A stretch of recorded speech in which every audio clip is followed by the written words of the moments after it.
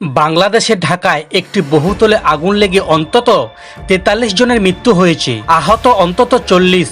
মৃতের সংখ্যা আরও বাড়তে পারে বলে আশঙ্কা করা হচ্ছে।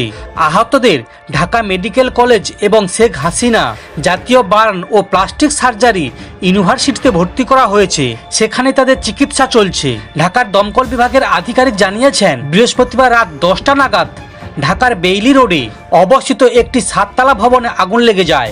বাড়িটি বাণিজ্যিক কাজে ব্যবহার করা হতো। ওই বহুতলটিতে খাবারের দোকান ছাড়াও জামা কাপড়, মোবাইল ও অন্যান্য দোকান ছিল। বহুতলটির দ্বিতলে একটি বিরিয়ানির দোকান ছিল। মোট 13টি ইঞ্জিনের সাহায্যে প্রায় 2 ঘন্টার প্রচেষ্টায় রাত 11টা 50 নাগাদ আগুন নেভাতে সক্ষম হন দমকল কর্মীরা।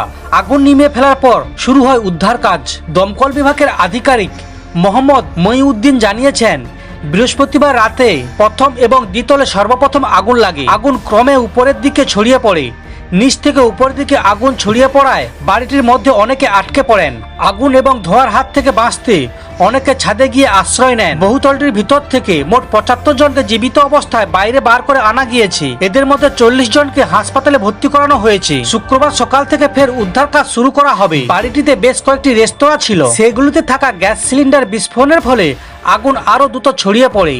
কিভাবে আগুন লাগলো তা খতিয়ে দেখা হচ্ছে। স্বাস্থ্যমন্ত্রী সামন্তলাল সেন ঢাকা মেডিকেল কলেজ এবং Sheikh Hasina burn plastic surgery university পরিদর্শন করে এনসিপিকে বলেন, এখনো পর্যন্ত 43 জনের মৃত্যু হয়েছে, সংখ্যাটি আরও বাড়তে পারে। আহতদের চিকিৎসা চলছে। সমস্ত খবর দেখতে এই চ্যানেলের সঙ্গে থাকুন। ধন্যবাদ।